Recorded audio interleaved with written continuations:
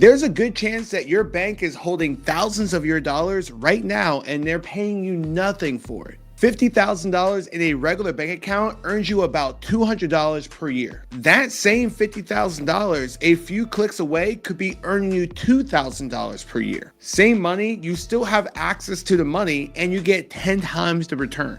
I spent 6 years inside Vanguard as a licensed stockbroker and financial advisor, so I know exactly why your bank doesn't want you to know that. What's up, y'all? Y'all know me by now. My name is Mark Russell. Before Wall Street, I was the one drowning in $80,000 of debt with no one in my family to teach me any of this stuff. Now I've walked over 165,000 people through how money really works. So let me give you the 5 moves to stop leaving money on the table and where your cash should live instead.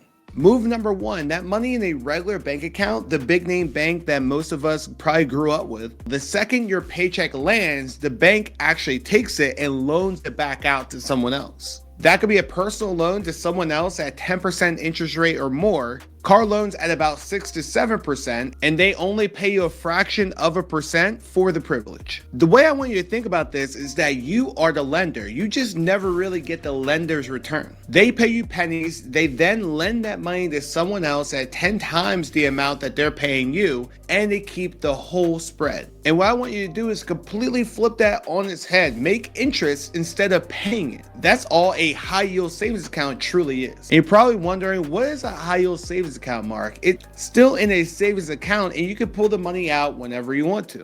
The one difference is that it actually pays you not the full 10%, but 3 to 4% a year instead of pennies. That's about 20 times what a regular bank account pays you, and often way more. 20 times is just the floor. But before you get excited and start moving money into a high yield savings account, don't do it yet, because it's not where all the money should live. There's actually a rule for where it goes, and I'm going to talk about that in move number 2. Move number 2, before you move any dollar, decide when you'll need it. And that timeline tells you where it should go. Think about it as 2 different buckets. Money you'll need in the next 1 to 5 years, that belongs in a high yield savings account.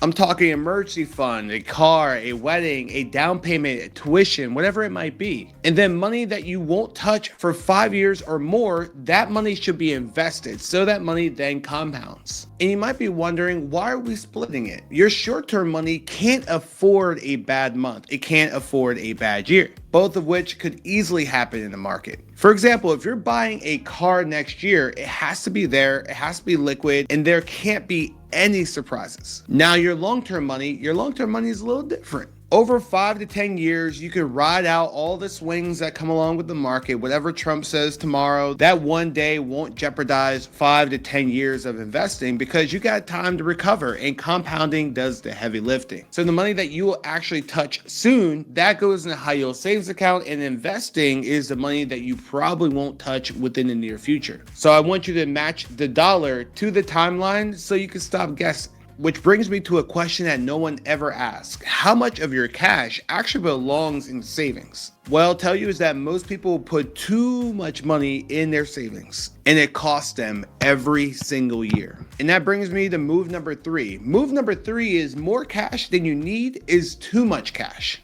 And too much cash is costing you. I want you to think about next month. Now, I want you to be honest. How much physical cash do you really need for tips, valet, the little petty fund, right? For most people, it's under $200 a month. Now look at what's sitting in your checking and regular savings. Is it 20,000? Is it 50,000? Is it 100,000 earning almost nothing? You might think that it's safety, but really it's stagnation. For anyone who's like, show me the money, show me the numbers. All right, I got you. Here's the cost. $10,000 in a regular savings account at the national average around 4%, not 4%, 0.4%.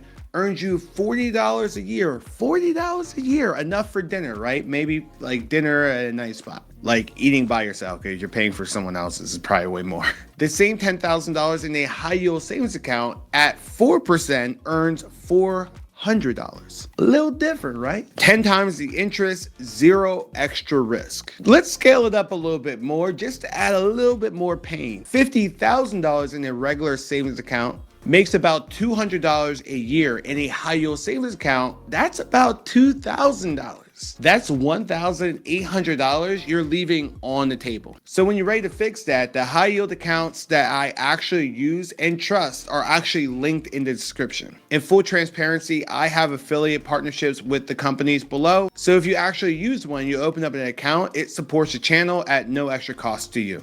The best part is that they are FDIC insured and it takes about 10 minutes to open up. And before we move to the next one, I want to add even more pain just to drill the point home. Inflation makes it even worse, running at about 2 to 3% per year. If you earn less than that, your money shrinks in real terms even as the balance grows. What do I mean by that? Your $100 today is still about $100 10 years from now. Like if you look at your bank account, it's still going to say $100, maybe a little bit more, but it won't feel like $100. For example, look at what milk cost 10 years ago. Prices continue to climb and get more expensive, and your cash has to grow along with it and not stand still. So let me make this very real, especially if you are a first generational investor. When we grew up, our families, our grandparents, they kept everything in cash and they didn't really trust the bank. And yeah, there's a lot of systematic issues on why that's the case.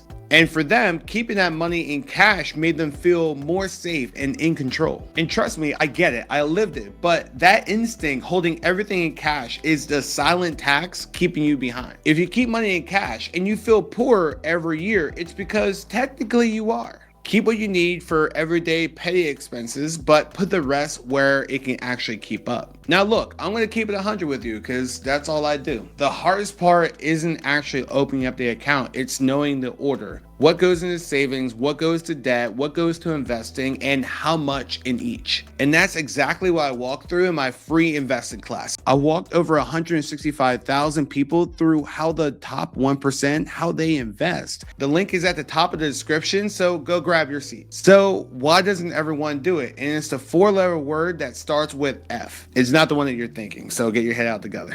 Move number 4, the thing stopping you is fear. And once you get this, it all goes away. The fear is always the same. You don't trust some new online account the same way that you might trust the brick and mortar bank that you've used for over 15 years. And let's be real, moving tens of thousands into a name that you just heard about, that feels scary, even when the math is pretty obvious. But because something is new doesn't mean that it's hard, and it doesn't make it any less safe. Your safety net is FDIC insurance, and any high yield savings account you pick should also have it as well. It protects you up to $250,000 per account type, and that limit is per depositor, per bank, per ownership category, which is actually something that most people miss. So as always, let me break it down. So let's say you have a joint account, a personal account, a trust, and a retirement account at the same bank, and each of them have $100,000 in it. Even though you might think, oh wait, isn't the limit $250,000? All $400,000 is protected. Why is that? Because the cap applies to each category, not your whole relationship with the bank. Let's talk about the mechanics of the interest rates, because a high yield savings account, it runs on interest rates. So I want you guys to think about the Fed, the Federal Reserve that you guys have probably heard about over the last few years. They're moving interest rates up and down depending on if they are trying to get the economy to heat up, like for example in COVID where everything was closed and they wanted people to go out and spend, or they might move interest rates up if they feel like the economy is heating up too fast, right? If they feel like inflation is getting out of control. So even with interest rates moving up and down, they will never equal zero because your money is always earning something and your principal stays put. So your account is already nearly completely safe because your principal stays put. You're just going to be earning interest on top of whatever you put in. Then FDIC insurance, that sits on top.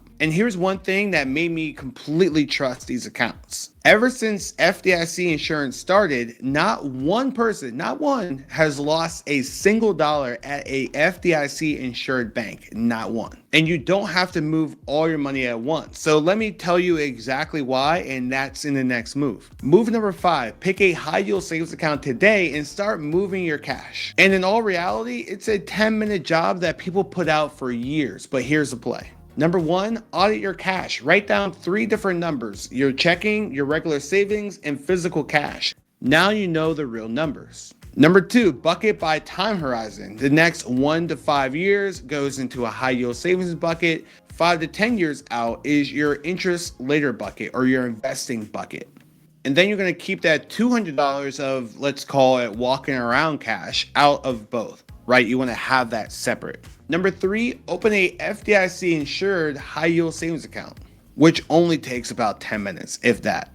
Number 4, which I call the fear killer, move it in phases, not all at once. You can start with 20 to 30% of your excess cash, see how the interest is building on top of your principal, then you can move the rest into your short-term bucket. Number 5, automate it. Set transfers so new money can pile it into your high yield savings account instead of it dying in your checking account.